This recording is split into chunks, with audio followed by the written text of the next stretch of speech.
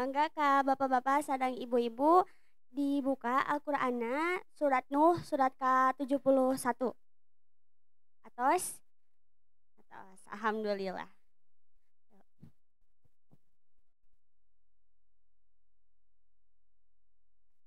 A'udzu billahi minasyaitonir rajim. Bismillahirrahmanirrahim. Inna arsalna Nuhan ila qaumihi an anzir qaumaka min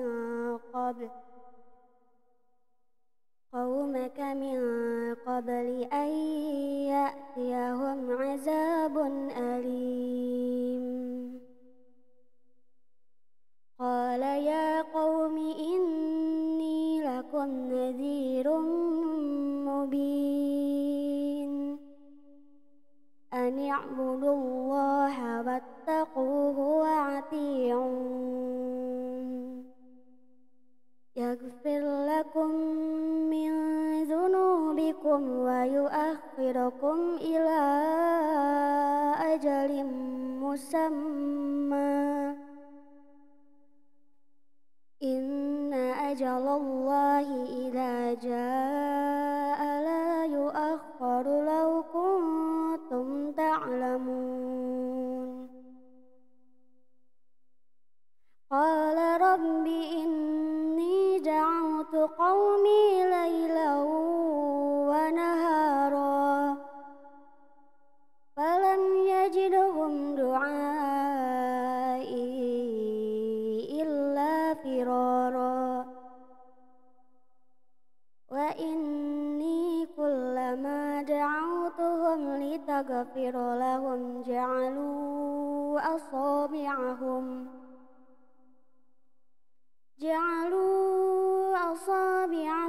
fi azanihim wastaghshaw thiyabahum wa asarru wastakbaru istikbara. Thumma inni da'awtuhum jihara. Thumma inni a'lantu lahum wa asrartu lahum israra.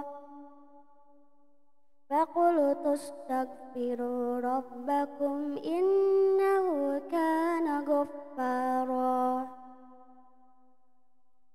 Yursilis samaa'a 'alaikum midrara wa yumdidukum bi amwalin wa banina wa yaj'al lakum jannatin wa yaj'al lakum anhara. Ma lakum la tarjuna lillahi waqara wa qad khalaqakum atwara.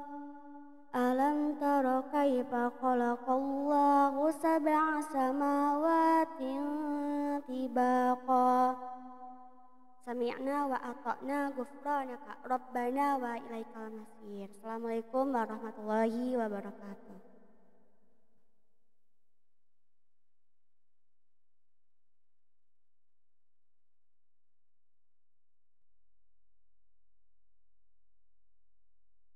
Atuh teu hilap ngahaturkeun nuhun ka saudari Delia anu parantos maoskeun ayat suci Al-Qur'an.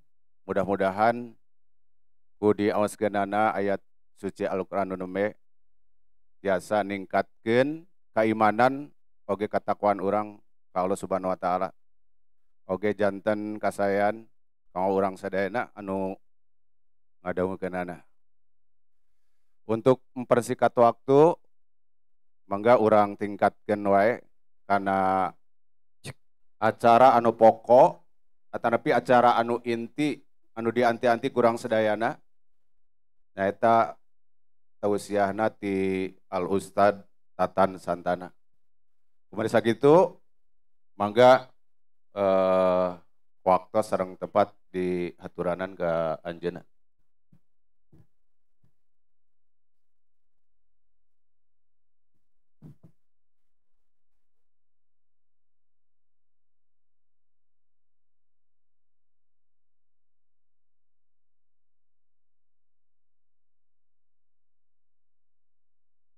Alhamdulillahilladzi anzala sakinata fi qulubil mu'minin liyazdadu imanan ma'a imanihim.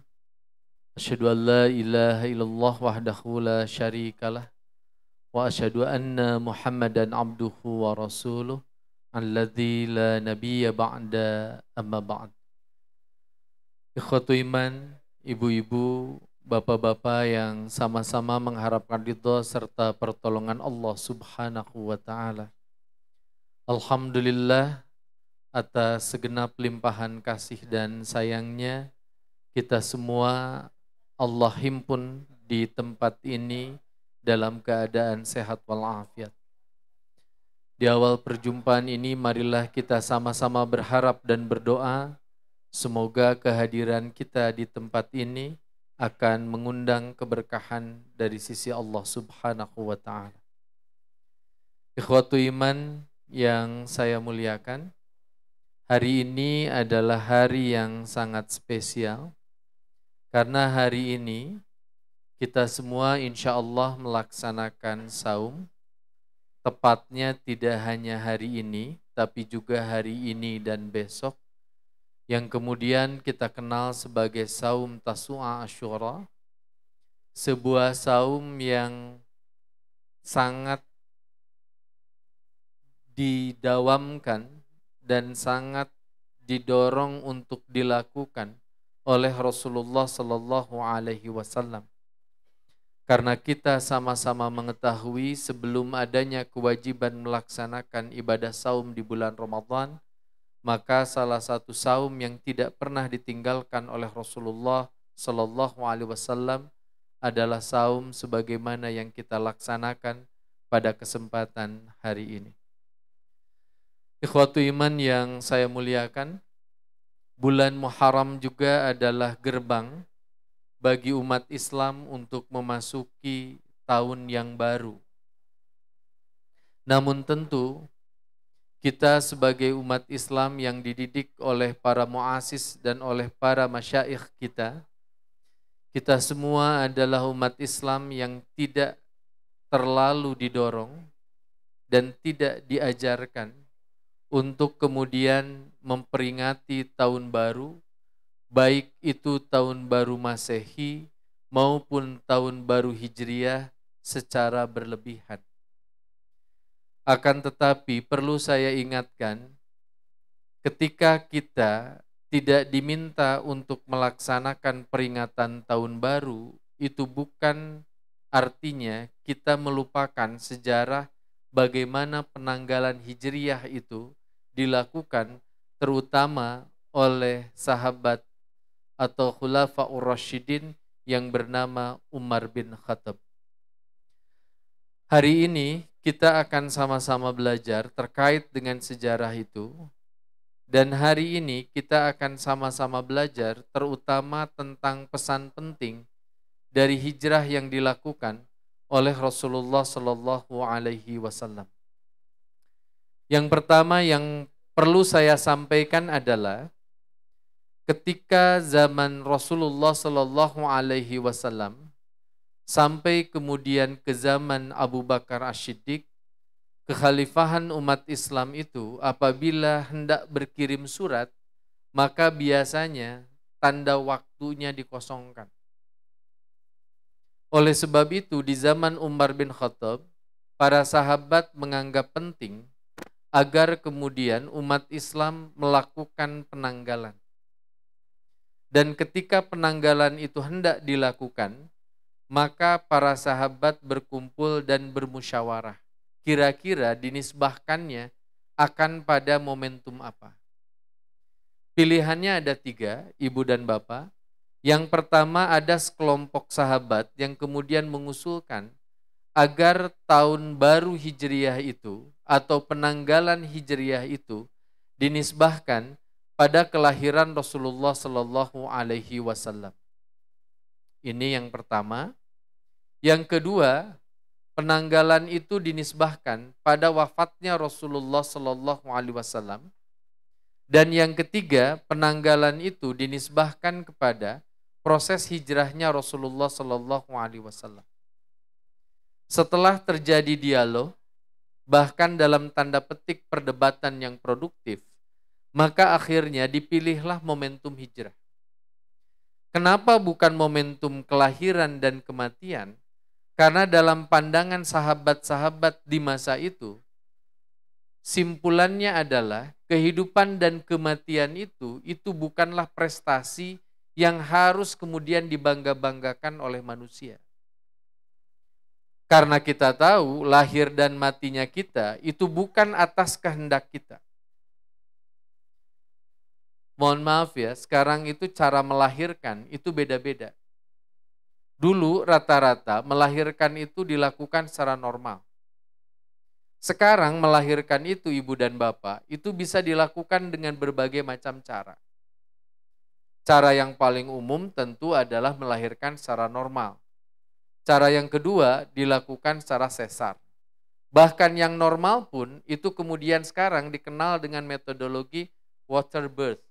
Seseorang melahirkan dengan cara sang ibu itu berada di air, lalu kemudian anaknya keluar dari rahim ibunya, melewati air yang kemudian menggenangi ibunya.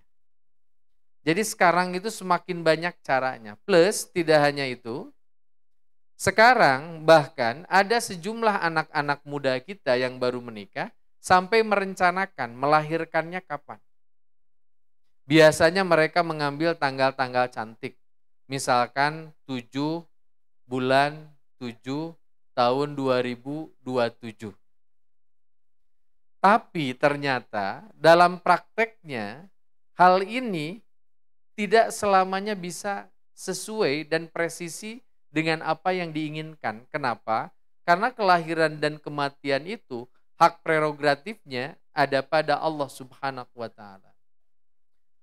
Oleh karena itu, dari pelajaran penanggalan Hijriah ini, saya hanya ingin menyampaikan pesan penting. Ayo kita juga lebih menghargai prestasi sesama kita, terutama anak-anak kita, ketimbang kelahiran dan kematian orang-orang yang ada di sekeliling kita. Saya sering menyampaikan, anak yang pertama saya itu tidak masuk pesantren, dia masuk SMP. Di SMP-nya itu terbiasa anak-anak itu saling memberikan hadiah di momentum kelahiran sahabatnya. Anak saya bersekolah di SMP 5 Kota Bandung, yang pertama itu yang sekarang sudah kerja. Itu ketika tanggal 8 Maret itu tiba-tiba teman-temannya memberikan hadiah dan memberikan semacam kejutan pada anak saya. Apa yang menjadi respons anak saya? Anak saya mengatakan terima kasih atas doa-doanya, tapi papa dan umi saya tidak mengajarkan kepada saya untuk melaksanakan peringatan hari ulang tahun. Mendengar itu teman-temannya nanya, loh Far, kalau Adfar lalu kemudian tidak pernah diberikan hadiah waktu ulang tahun, Adfar diberikan hadiahnya kapan? Lalu anak saya menyampaikan, papa dan umi saya ngasih saya hadiah apabila saya menorehkan prestasi. Contoh, menghafal Quran sekian juz. Setiap bertambah 1 juz, maka kemudian saya memberikan hadiah. Kalau enggak, saya memberikan hadiah kalau kemudian anak-anak saya jadi juara futsal, juara nyanyi, juara di kelas. Kenapa saya melakukan itu? Karena penanggalan Hijriah juga itu dinisbahkannya bukan pada kelahiran Rasul, tapi justru prestasi terbesar yang dilakukan oleh Rasulullah Shallallahu Alaihi Wasallam, dan prestasi terbesar itu adalah hijrah. Ikhwatu iman yang saya muliakan. Pada bagian berikutnya perlu saya menyampaikan bahwa ketika Rasulullah Shallallahu Alaihi Wasallam diminta untuk melakukan hijrah, jangan dikira Rasulullah itu happy, Rasulullah itu senang dengan perintah itu. Rasul ketika diminta untuk berhijrah, Rasul itu secara psikologis beliau itu sebetulnya agak resisten, agak menolak. Buktinya apa? Buktinya ketika Rasul sudah sampai di kota Madinah, Rasul itu setelah bertahun-tahun, dia itu merasa sangat rindu dengan tanah kelahirannya. Jadi kalau ibu sesekali dan atau bapak sesekali merasa rindu terhadap kampung halaman, itu gorija. Itu tuh hal yang natural. Dalam bahasa Sunda itu tuh bawaan orok. Kita itu selalu teringat dengan kampung halaman kita. Kenapa Rasul sangat mencintai Makkah? Wajar, karena Rasul itu lahirnya di Makkah, orang tuanya orang tua yang hidup di Makkah, nenek moyangnya tinggal di Makkah. Tiba-tiba Rasul diminta untuk berpindah ke kota Madinah. Dan sebelum ke Madinah, perlu juga diingatkan bahwa Rasul juga beserta dengan para sahabat pernah melakukan hijrah ke dua tempat. Satu Habasyah, dan Rasul tidak ikut. Rasul kemudian hanya mengirimkan sejumlah sahabat. Dan yang kedua adalah Taif. Kenapa Rasul tidak melakukan hijrah ke Habasyah dan Taif? Kenapa kemudian dua kota itu tidak dijadikan seperti Madinah Al-Munawwarah? Karena dua kota itu supporting system pada dakwahnya rendah. Di Habasyah Rasul dan beserta sahabat ditolak, di Taif pun demikian. Bahkan di Taif Rasul itu sampai diludahi, Rasul itu lalu kemudian sampai dilempari, sehingga kemudian Rasulullah SAW terluka. Berbeda ketika Rasul datang ke Madinah, Rasulullah disambut dengan cara yang luar biasa, baik oleh kelompok muhajirin maupun kelompok ansor. Ikhwatu iman yang saya muliakan. Setelah Rasul melakukan hijrah, perlu juga saya menyampaikan, Rasul itu hijrah dengan cara yang sangat unik. Rasul beserta para sahabat itu ketika berhijrah, Rasulullah SAW beserta para sahabat itu hijrah dalam tekanan yang luar biasa. Ada sejumlah orang yang kemudian hendak melakukan proses assassination, kalau dalam bahasa keren itu. Jadi ibu bapak harus tahu, kalau ibu bapak mendengar kosakata assassination, itu artinya proses pembunuhan. Dalam bahasa Inggris sebetulnya membunuh itu juga ada kosakatanya, itu killing someone. Apa bedanya killing dengan assassination? Kalau killing itu pembunuhan biasa. Kalau assassination itu punya relevansi, punya keterkaitan dengan misi dan atau persoalan-persoalan politik. Rasul itu bukan hanya sekedar killing, tapi kemudian Rasul menghadapi proses assassination. Rasul hendak dibunuh karena Rasul hendak menyebarkan agama Allah Subhanahu wa taala, yakni agama Islam. Nah, ikhwatu iman yang saya muliakan, hampir semua sahabat itu melakukan proses hijrah dengan cara sembunyi-sembunyi, kecuali salah seorang sahabat Nabi bernama Umar bin Khattab. Upami Umar bin Khattab mah, Bu, Pak, ia tidak dakwah dengan sembunyi-sembunyi. Umar itu secara loud and clear, secara lantang mengatakan, besok saya akan melaksanakan hijrah, siapa saja yang akan menghalangi saya, silahkan lakukan itu dan saya akan menebas batang lehernya. Jadi ternyata Bu, di Islam itu cara orang mengekspresikan dakwahnya itu beda-beda. Umar itu kalau dalam sejarah kenabian itu mirip Nabi Musa. Nabi Musa itu kalau dakwah kenceng banget, Bu. Tegas banget. Bahkan cenderung dalam beberapa hal Nabi Musa alaihissalam itu bisa keras. Begitu juga dengan Umar bin Khattab. Ketika orang lain sembunyi-sembunyi, Umar bin Khattab malah kemudian melakukan tantangan terbuka. Besok saya akan melakukan hijrah, siapa saja yang kemudian akan menghalangi jalan hijrah saya akan tebas batang leher. Nah, oleh karena itu kalau ibu, bapak hari ini menemukan karakter-karakter pendakwah yang keras semacam ini, jangan kemudian buru-buru dianggap sebagai kelompok fundamentalis radikal. Enggak, memang ada kok contohnya. Di kalangan sahabat kita mengenal Umar bin Khattab, di kalangan Nabi Allah kita mengenal sosok Nabi Musa. Tapi apakah semua seperti Umar? Enggak. Ada yang hatinya lembut seperti Abu Bakar As-Siddiq. Ia berdakwah dengan cara yang sangat lembut. Bahkan para sahabat mengenal Abu Bakar As-Siddiq. Kalau Abu Bakar As-Siddiq mimpin sholat, selesainya lama. Kenapa selesainya lama? Jangankan membaca surat yang lain. Membaca suratul Fatihah saja, susah selesainya. Karena Abu Bakar itu kerap kali menangis ketika membaca Al-Fatihah. Siga ibu-ibu dipamengkeut. Lamun aya ustad maca surat sok nangis. Surat nu kumaha? Nu panjang teh.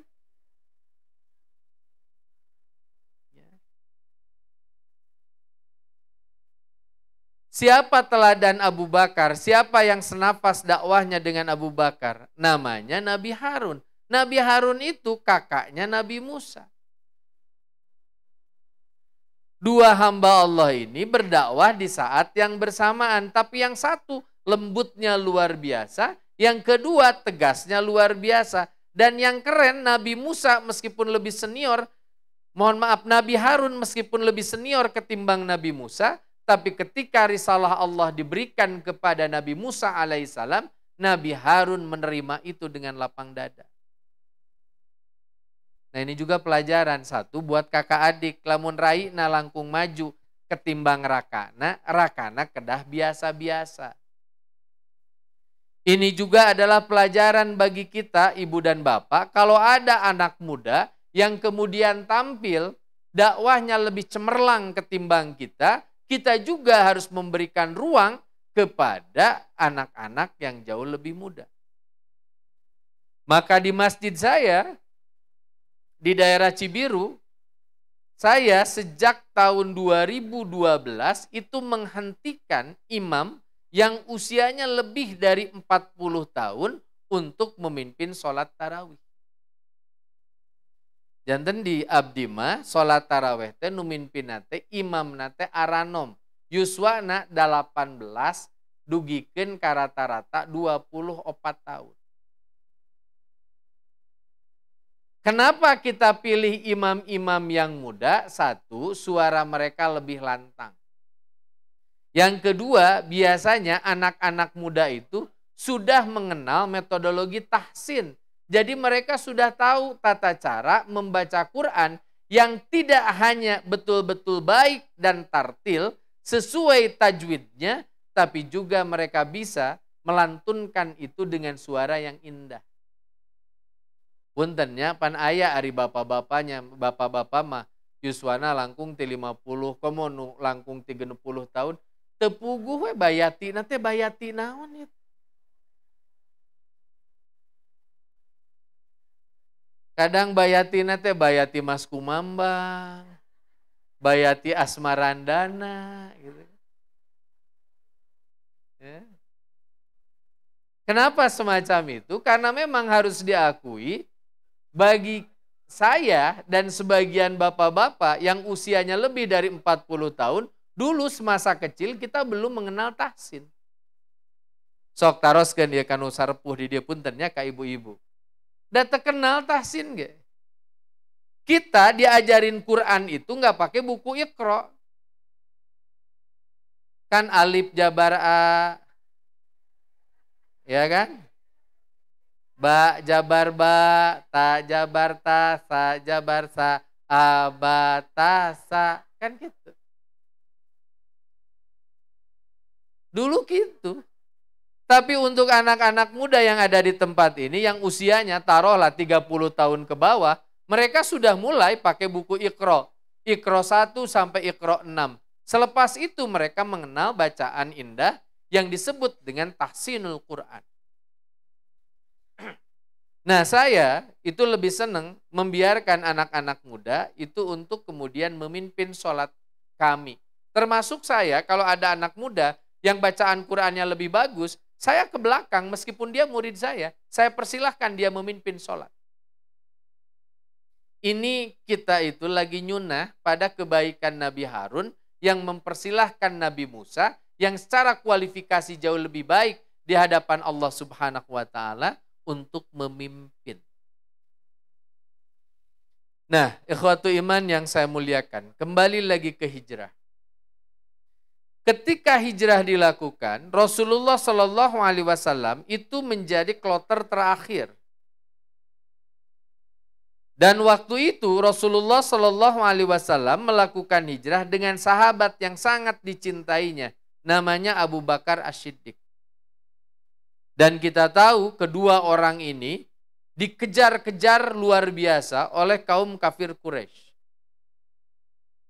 Tapi pada akhirnya setelah berjalan berhari-hari, maka kemudian Rasulullah Shallallahu Alaihi Wasallam sampai juga ke negeri atau ke kota yang kemudian kita kenal sekarang sebagai kota Madinah Al-Munawwarah. Ketika Rasulullah Shallallahu Alaihi Wasallam datang ke kota Madinah, Rasulullah Shallallahu Alaihi Wasallam lalu kemudian disambut oleh kelompok muhajirin dan ansor. Kelompok muhajirin adalah orang-orang yang berhijrah dari Makkah menuju ke kota Madinah yang sudah sampai duluan. Dan yang kedua kelompok ansor.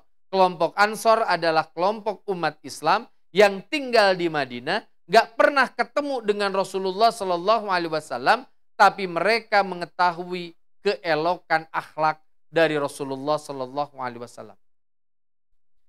Bayangkan ya, di zaman itu belum ada handphone. Tapi Rasul dengan segenap kebaikannya itu sudah viral di kota Madinah. Sekarang untuk viral itu gampang. Ibu tinggal di Pamengpeuk, tapi kemudian pengen dikenal oleh dunia, caranya gampang. Bikin konten yang kira-kira sangat baik, sangat menarik, upload itu di media sosial kita, lalu kemudian orang akan mengenal kita. Kemarin ada orang viral di Indonesia namanya Agam. Dikenal sebagai Agam Rinjani. Seorang anak muda dilahirkan di Sulawesi Selatan, punya pekerjaan unik. Pekerjaannya adalah dia nganterin setiap orang yang pengen sampai ke puncak Rinjani. Kemarin ada orang Brazil, perempuan Brazil sudah sampai di dekat puncak, lalu kemudian terjatuh, kepalanya terantuk batu, lalu kemudian mohon maaf, kepalanya belah. Lalu kemudian dia berada di dasar lembah, dia meminta bantuan lalu kemudian kesulitan. Setelah berhari-hari baru bisa dievakuasi. Nama orang yang mengevakuasinya, dua di antaranya yang kita kenal adalah satu Agam Rinjani, yang kedua adalah Tio. Agam ini tiba-tiba terkenal, bayangin dari Indonesia, dikenal sampai ke Brazil. Brazil itu Asia Selatan. Kalau ibu pakai pesawat, tidak akan ada penerbangan yang jauh lebih panjang ketimbang kalau kita jalan dari Indonesia sampai ke benua Amerika. Itu perjalanan paling panjang. Saya kasih contoh ya. Kalau saya ngaji ke Singapura, dari Jakarta itu cuma 1,5 jam. Kalau kemudian kita ngaji Bu, dari Indonesia ke Jepang itu paling hanya 7 jam. Saya kalau ngaji ke Amsterdam itu hanya 14 jam. Tapi ketika saya diundang ke Kanada yang sama-sama benua Amerika, itu saya harus pakai pesawat 28 jam. Bayangin, ada orang Indonesia dikenal di Amerika. Kenapa bisa semacam itu? Karena tindakannya baik. Akhirnya terkenal dan dikenang oleh seluruh dunia. Rasulullah waktu itu lebih rumit. Meskipun jaraknya hanya ratusan kilometer, tapi waktu itu ibu dan bapak kita belum mengenal media massa, belum mengenal media sosial. Tapi kebaikan Rasul itu sudah dikenal oleh orang Madinah. Maka ketika Nabi datang, orang menyambut Nabi dengan penuh sukacita. Ketika Nabi datang, lalu kemudian orang-orang berkumpul. Dan orang-orang minta diberikan taujih oleh Nabi. Jadi catat ya, ini bedanya Nabi beserta dengan umatnya, dengan ustadz-ustadz sekarang beserta dengan jamaahnya. Dulu di zaman Nabi, kalau Nabi datang, orang itu minta taujih. Rasul sok atuh mau berpesan apa untuk kehidupan saya di dunia dan di akhirat. Rasul biasanya lalu kemudian menyampaikan pesan. Ayeuna lamun aya ustad sumping ka pangaosan, tara disuhunkeun taujih ku ibu-ibu teh. Ustad, boleh nggak selfie? Di tempat lain enggak. Ustad, ini saya bawa air, Pak Kiai, ini saya bawa air, tolong didoakan. Di zaman Nabi enggak. Nabi itu kalau datang dan ketemu dengan orang-orang datang kepada Nabi, lalu kemudian mereka meminta wasiat dari Nabi. Oleh karena itu Bu, saya pengen ngajak kita semua, kalau kita ketemu dengan para masyayikh, dengan para asatidz, kalau kemudian ketemu di tempat-tempat lain, tak terkecuali di tempat pengajian, kalau ketemu itu biasakan. Ustadz, nyuhunkeun wasiat lah kanggo abdi, mangga bade tina Quran hayu tina hadis ge teu sawios. Nu penting janten bekal kanggo abdi pinanggih sareng kabagjaan di dunia rawuh akhirat. Itu biasain. Saya dulu kalau ketemu dengan Ustadz Usman Solehuddin, ketemu dengan Ustadz Siddiq Amin, saya selalu meminta hal yang serupa. Ustadz dinten ieu abdi nyuhunkeun lah ku Ustadz sok dinasehatan. Oleh karena itu nasihatnya selalu saya kenang sampai sekarang. Ikhwatu iman yang saya muliakan, ketika kemudian Rasulullah SAW datang dan kemudian jamaah meminta kepada Rasul untuk diberikan taujih, maka Rasul memberikan taujih. Dan taujihnya ini adalah taujih yang dikenang sepanjang masa, karena dengan taujih ini Madinah berubah menjadi Madinah yang kita kenal sekarang. Sok ya, bagi bapak dan ibu yang pernah melaksanakan ibadah haji dan atau umroh, saya berani bertaruh, bapak ibu pasti akan merasa jauh lebih tenang dan jauh lebih nyaman di Madinah ketimbang di Makkah. Madinah itu lebih sejuk, lebih menenangkan, lebih mendamaikan. Bahkan akhlak ahlul Madinah dengan ahlul Makkah itu beda. Coba saja Bapak Ibu datang ke Makkah. Kalau hotelnya dekat dengan Masjidil Haram, itu bunyi klakson, itu terdengar hampir di setiap waktu. Orang-orang tuh pada terburu-buru, orang-orang tuh pada riweuh, hektik sekali. Tapi kalau kita berada di kota Nabi, di kota Madinah, kita akan merasakan ketenangan yang luar biasa, kedamaian yang luar biasa. Nah, kenapa hal ini terjadi? Karena mereka mengikuti apa yang oleh Rasulullah SAW sampaikan. Rasul ketika diminta menyampaikan taujih, Rasul menyampaikan taujihnya dengan pendek. Ya ayuhan nas, kata Rasul. Ingat ya Pak, Bu, kalau Rasul mengatakan ya ayuhan nas, itu artinya yang dipanggil dan diseru semua manusia tanpa memperhatikan jenis kelaminnya, bahkan tanpa memperhatikan asal-usul termasuk asal-usul keyakinannya. Ini juga artinya siapa saja yang mengikuti apa yang disampaikan oleh Rasul ini, maka mereka pun akan berbahagia. Kata Rasul, ya ayuhan nas, absus salam, mu'at'imut ta'am, wasilul arham, wasallu bilaili wan nasi niyamun tadkhulul jannah bisalamin.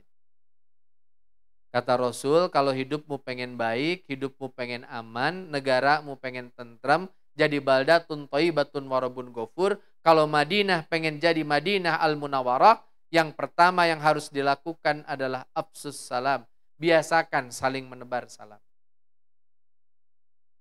Maka kalau saya, Bu, pakai kendaraan, heg aya ibu, teras ku abdi teh dikiekeun assalamualaikum ibu. Itu teh bagian dari komitmen saya melakukan apa yang kemudian dicontohkan oleh Rasul. Ibu ningali simkuring mapan terkenal sadayana ibu-ibu nu aya di tempat ieu, tapi kan ibu-ibu mah parantos ningali simkuring mah hiji, ibu-ibu mah seueur. Kalau ibu ketemu dengan saya, biasakan dipanggil saja. Ulah ieu mah saya sering menerima DM, menerima inbox IG, inbox FB, DM IG yang bunyinya teh gini. Ustadz tadi teh saya teh ngelihat Ustadz tapi saya teh malu bertanya. Nggak usah, biasa aja nanya.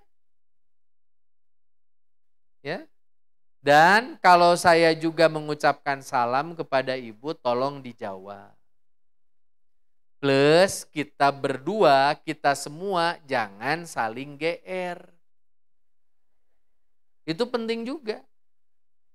Kayak tadi saya naik motor, ketemu sama ibu, assalamualaikum ibu. Ibu teh cekap we, waalaikumsalam warahmatullahi wabarakatuh. Tos calik teh kedah diwartos-wartos.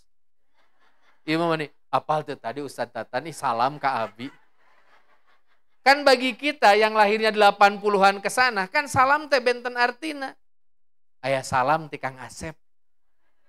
Padahal eta teh biasa kan assalamualaikum, tapi kan kadang beda terasanya. Jadi biasa saja. Dan saya pengen kita sebagai umat Islam, ataupun kalau kita punya anak-anak yang kemudian kelak jadi pejabat, kalau toh dia tetap harus menyampaikan semacam salam liqa, salam perjumpaan, cukup dengan kalimat Assalamualaikum warahmatullahi wabarakatuh. Titik. Imam mani hayang siga presiden karake jadi RT.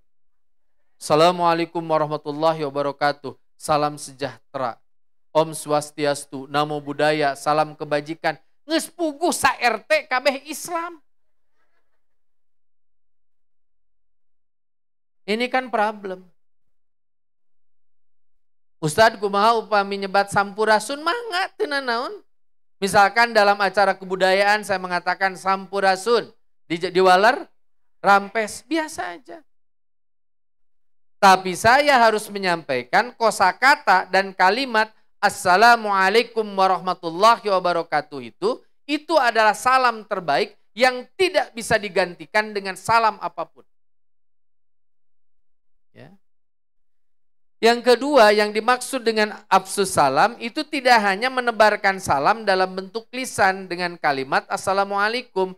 Tapi afsus salam itu juga artinya bisa nggak dalam hidup kita itu nggak ganggu orang lain, nggak nyakitin orang lain, nggak menzolimi orang lain dengan apa-apa yang ada pada diri kita. Ya, hati-hati. Maka saya sering mengulang kalimat ini. Kalau saya ngaji, saya minta tidak ada jalan yang ditutup. Ustadz atuh tesawios ngan ukur 2 jam. Saya minta jangan.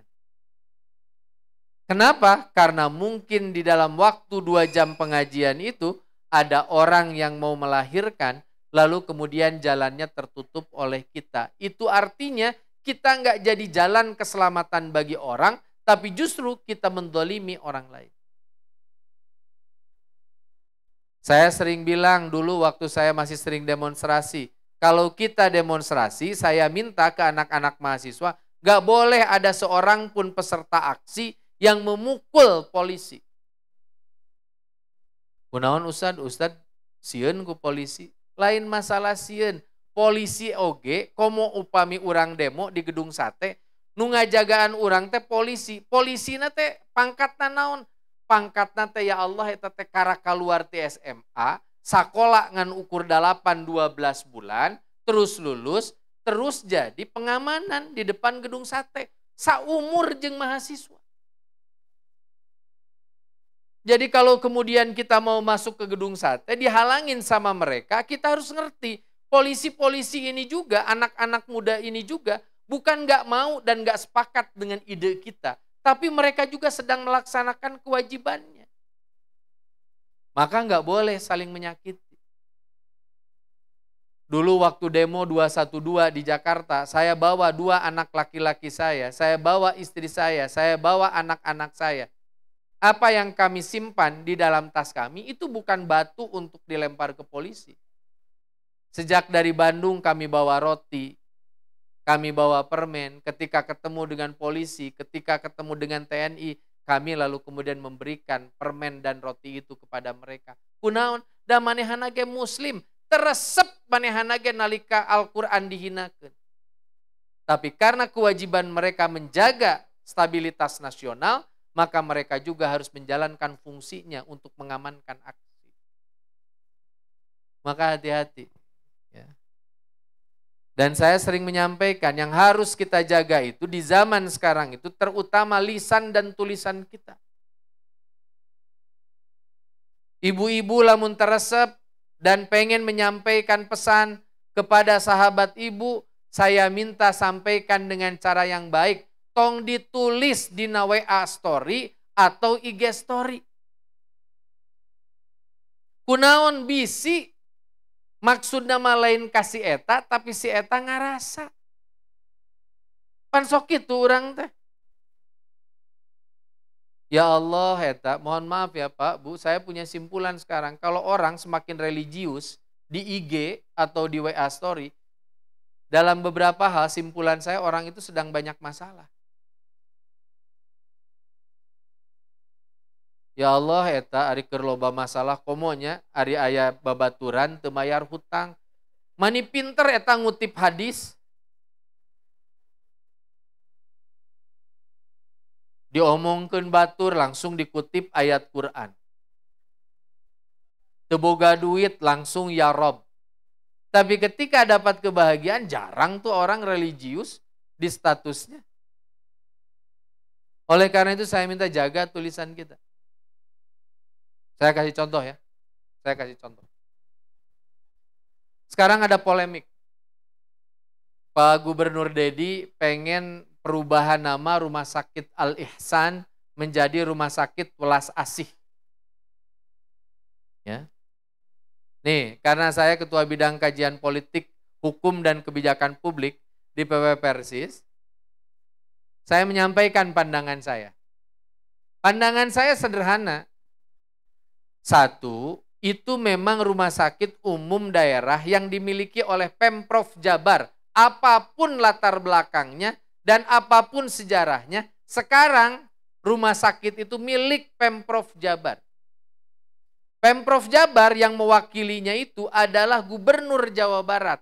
Jadi lamun segna Kang Dedi erek ngarobah ngarana, kanggo simkuring mah pek bae. Dan nu maneh ieu. Tapi sebelum melakukan itu, ada beberapa hal yang perlu saya sampaikan sebagai bentuk pertimbangan. Satu, kalau ibu bapak pengen ngeritik, tolong ngeritiknya yang konstruktif. Contoh kalau kritik konstruktif. Kang Dedi, saya namalah tong resep teuing ngaguntas gentos nami. Kabupaten Bandung Barat hoyong digentos nami na ku Kang Dedi. Ayeuna Rumah Sakit Al-Ihsan hoyong digentos nami na. Bagi saya ada yang jauh lebih penting ketimbang mengganti nama. Apa persoalan penting tentang rumah sakit di Jawa Barat saya sampaikan. Bed occupancy ratio rumah sakit di Jawa Barat itu jeleknya luar biasa. Sok ibu ingat tuh bed occupancy ratio. Hari kita uninga atau apa? Secara sederhana saya sampaikan ya. Bed occupancy ratio itu terkait dengan rasio jumlah bed, jumlah tempat tidur di rumah sakit berbanding dengan jumlah penduduk dan atau berbanding dengan jumlah pasien yang dimungkinkan masuk ke rumah sakit tersebut. Jabar ini buruk, Bu. Kenapa saya katakan buruk? Bayangkan waktu dulu COVID, kenapa banyak orang meninggal kena COVID-19 karena kapasitas bed di rumah sakit kita tidak mencukupi. Daripada ngaganti-ganti ngaran, leuwih hade bangun rumah sakit leuwih loba. Pek erek ngabangun 80 rumah sakit, di ngaranan rumah sakit welas asih hiji tepikeun ka 80 ge pek.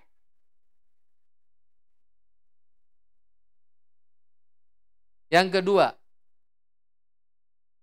rumah sakit itu punya sejarah dan sejarahnya yang mendirikannya adalah kelompok umat Islam sehingga diberikan nama Rumah Sakit Al-Ihsan.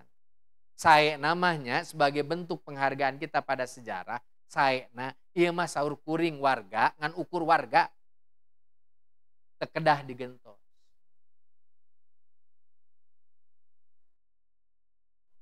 Tapi saya juga minta Bapak Ibu yang ada di tempat ini kalau ngeritik tolong konstruktif. Ieu mah kieu, sok atuh Rumah Sakit Al-Ihsan diganti ngaranna jadi welas asih. Terus kumaha eta Rumah Sakit Immanuel, Rumah Sakit Advent ganti oge atuh ngaranna. Teu bisa ece. Eta teh mikirna teu adil kunaon sabab Rumah Sakit Immanuel jeung Advent mah lain anu Pemprov. Anak Kang Dedi diganti ngaranna ku Kang Dedi meunang teu? Anak sim kuring Advar cek Kang Dedi teh. Tad ganti ngaranna geus we si Utama. Nya teu bisa sabab eta mah anak kuring. Nah oleh karena itu gitu Bu, tolong jaga lisannya dan kalau kita ngeritik gak usah lalu kemudian sampai menjelek-jelekan orangnya. Kang Osim kuring mah Kang Dedi teh dalam beberapa hal bagus, dalam beberapa hal perlu dikoreksi. Sama juga seperti pemimpin-pemimpin yang lain. Nu utama mah doakeun gubernur teh sing soleh. Bupati teh sing soleh. Camat teh sing soleh. Dugikeun ka caroge ibu sing soleh. Nah anu terakhir mani tarik.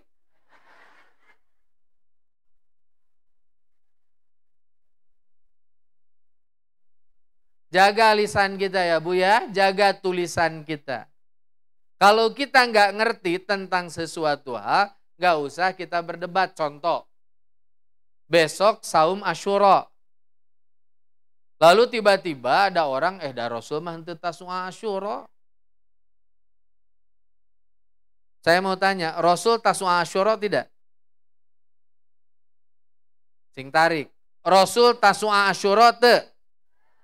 Rasul ngalaksanakeun nu kaping sabaraha? 10. Kunaon urang ngalaksanakeun nu kaping 8? Awas ya bisa aya nu kieu. Da saur ustad, teu bisa saur ustad.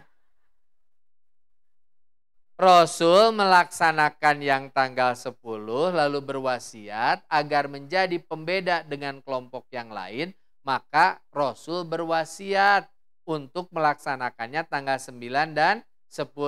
Tapi satu acan sumping Muharram, Rasul kabujeng ngantunkeun. Dilaksanakan enggak? Harus dilaksanakan enggak oleh kita? Harus, karena itu bagian dari wasiat.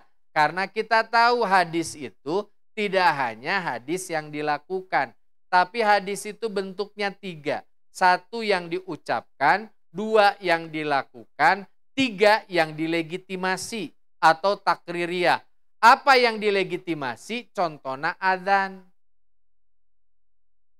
Ari Bilal diwurukan adzan teu ku Nabi? Henteu, Bilal adzan. Ku Nabi diberikan legitimasi. Tah manggil orang sholat teh kitu wanda kalimatna. Dan ingat, tidak semua juga yang dilakukan oleh Nabi boleh dilakukan oleh kita. Nabi mah teu nampi zakat, infak, sedekah, wakaf. Nabi punya istri lebih dari 4. Tapi bapak-bapak nggak bisa melakukan hal yang serupa. Sabab bapak sareng Nabi benten. Ya. Pan seueurnya bentena urang sareng Nabinya. Seueur teu? Aya samina. Aya. Aya samina. Sami-sami naon? Oh, ta eta cenah. Nu jelas mah sami-sami jalmi. Kan sakediknya benten urang sareng Nabi mah sakedik pisan. Nabi mah sakedik-sakedik ibadah.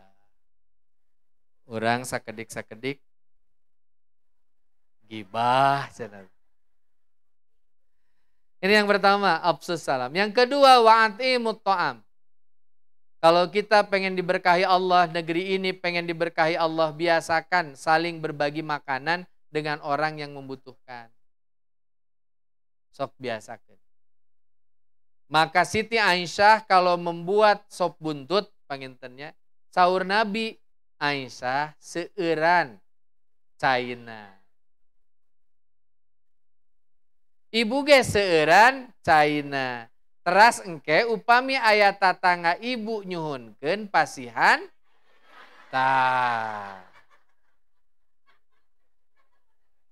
Pasihan mah eusina bukurna lain caina. Caina kanggo urang. Ih eta mani pikayung-yuneun. Mah nah ieu teh sop buntut teh tinggal caina. Bapak buntutna mah tos dibagikeun ka tatangga. Lamun bapana bager bu eta bakal nyebat alhamdulillah. Lamun bapana teu bager bakal nyebut boloho.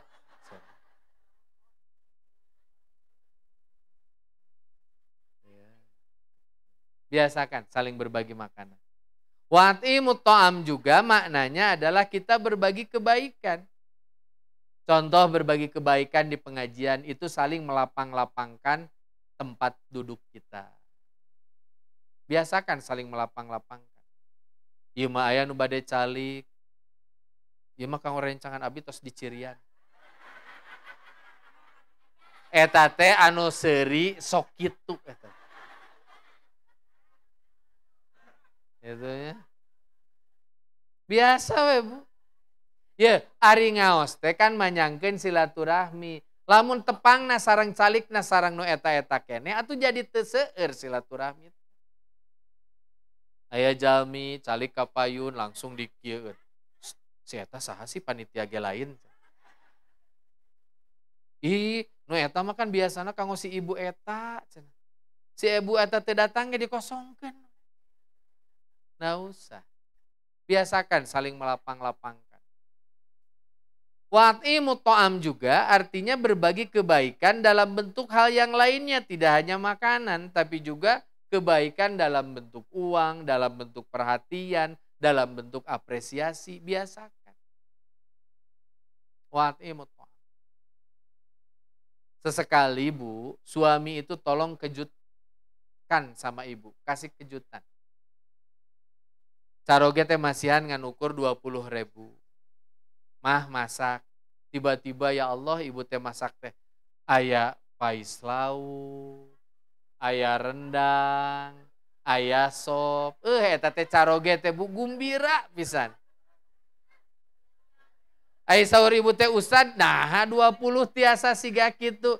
Tiasa Bu upami. Anu ti dinten Senen dugikeun ka Jumaah. Lalangkungan tina balanja dihijikeun. Da ibu-ibu teh sok kadang mah unik punten nya. Sok kadang mah unik eta teh. Lamun ditaroskeun ku caroge dupi artos aya keneh atanapi henteu, sok jawabana teh seep. Tapi salah kita sok ngahulang eta teh mani kieu, mani antep ngahulang ge. Kunaon? Ongkoh beak tapi meuli baso wae. Ari seblak digayem wae. Wa'timut ta'am. Ya. Berikutnya adalah wasilul arham. Coba panjangkan tali silaturahmi.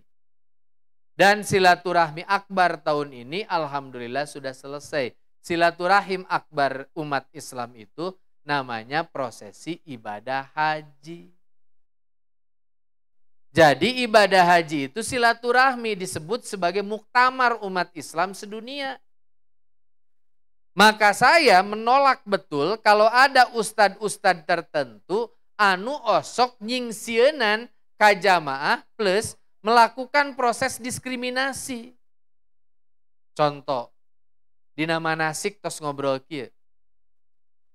Sing emutnya engkenya lamun di Masjidil Haram aya nu kulit hideung. Eta teh kudu hati-hati soalnya teu saropan. Engke lamun urang tawaf kade kanu kulit hideung eta mah osok ngeren. Bagi saya itu kalimat itu dosa. Kunaon da teu kabeh nu hideung resep ngeren. Akhirnya jamaah haji Indonesia can-can gena naon tiap ningali anu hideung geus masang kuda-kuda. Ah iya pasti ya, padahal enggak kok. Justru dibiasakan Bu kalau ibu melaksanakan haji dan atau umroh ketemu dengan orang asing. Sok ibu teh ngobrol.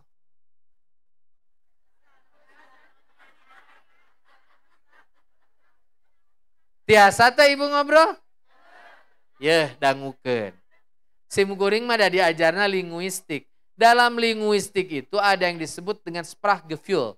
Sprachgefühl itu bahasa Jerman yang artinya Sprachgefühl itu bahasa yang melibatkan perasaan atau perasaan kebahasaan. Saya kasih contoh. Ibu teh pasti tiasa ngobrol sareng orang asing. Komo di Mekah mah minimal ibu ngobrol kieu. Assalamualaikum, tiasa teh ibu ngobrol gitu. Itu bakal ngawaler teh. Kumaha ngawalerna? Eta tos ngobrol teh acan. Tos eta teh. Teras ibu teh kieu. Itu seri moal. Itu bentuk komunikasi bukan? Komunikasi. Terus ibu teh kieu. Atau ibu teh kieu. Keten-keten itu ngartosen moal. Ngartosen karena itu bahasa global. Selepas itu ibu misalkan bawa makanan ke anjeunna teh. Saur itu teh. Cai ku ibu teh. Ku anjeunna teh dicanak teras dileueut. Dipasikeun ka ibu, alhamdulillah, syukron. Walaranti ibu jika tu bahasa nu kieu mah kudu ngarti. Kalau ada orang bilang syukron, jawabannya afwan. Coba ya, syukron. Tuh, bisaan. Ih, hebat kieu. Tos we beres. Sok sakit wae ge tos ngobrol. Eta teh silaturahmi. Komo upami ibu tiasa ngobrol langkung panjang mah. Where are you come from? Nah, tuh kan, I come from Indonesia. Tuh tariasakeun gini kan. Sok biasakan siga kitu. Lamun di Mekah wae siga kitu, komo di pangaosan Masjid Umi Kulsum. Saya mau tanya sok. Coba acungkan tangan yang tahu jamaah 2 di pinggir, 2 di depan, 2 di pinggir, 2 di belakang.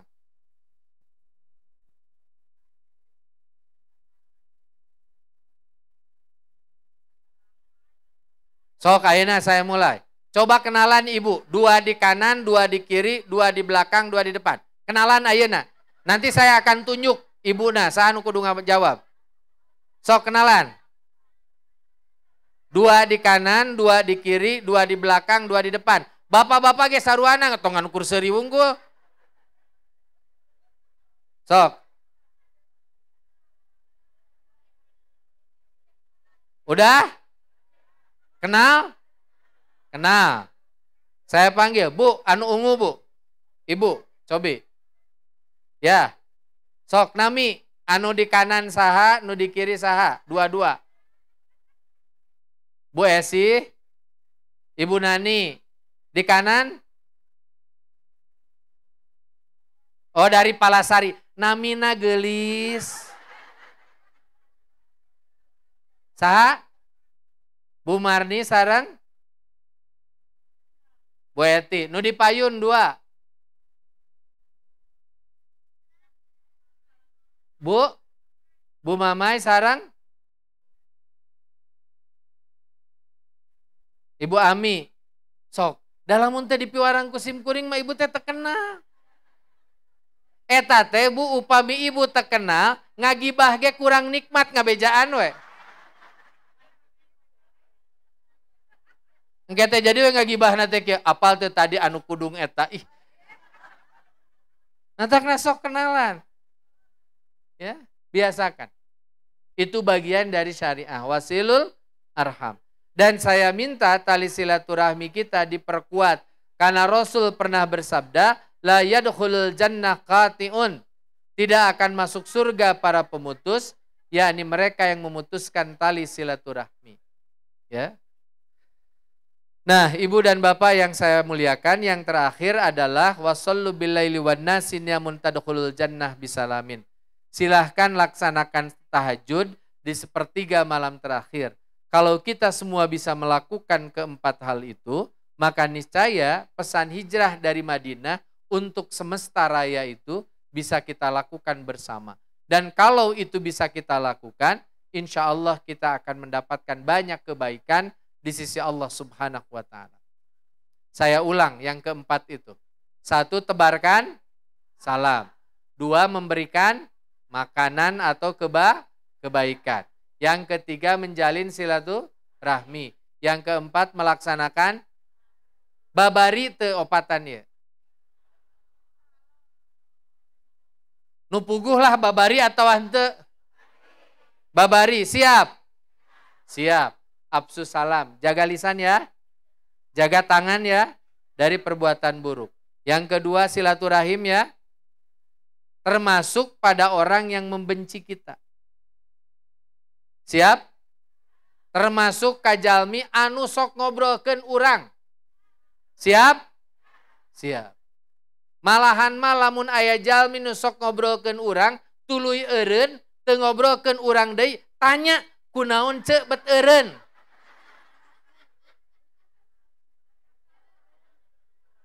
Serius. Bilih teu damang. Ai sugan teh cenah hijrah jadi jelema bener ceuk. Kunaon tara ngobrolkeun wae abdi ayeuna mah barusuh. Ai beres barusuh bade deui adeg. Ya. Eta teh Bu disebatna teh wanda basa nu beda Bu. Meni ke kudu eudeg. Di Tasik mah aya adeg Bu. Siga di Tasik mah aya gebang. Gebang naon? Karung. Itunya. Ya, yang terakhir tahajud. Bade tahajud. Hari tahajud siang atau napi wengi? Jam sabaraha?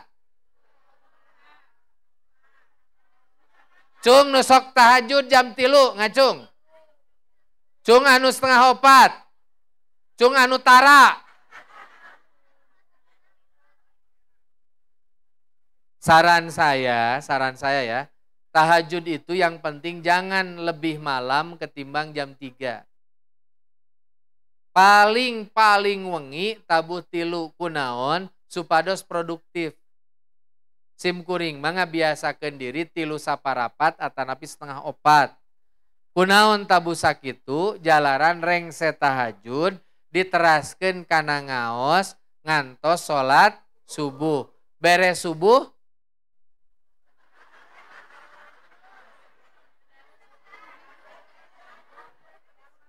cek salaki teh sia makajeun tahajud molor wae.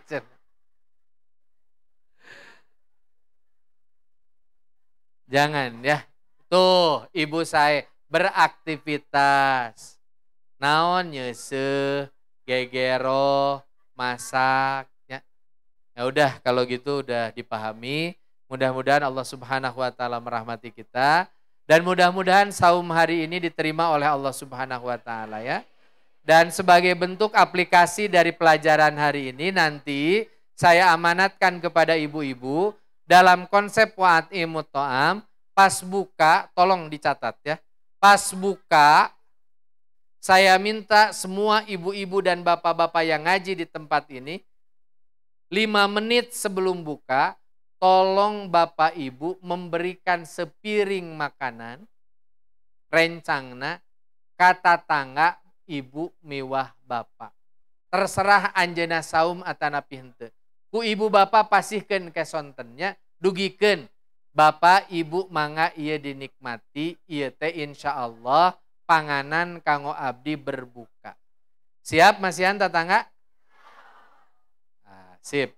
Anu nyebat siap, anu nyebat insyaallah ku Allah tos dicatat niat saena.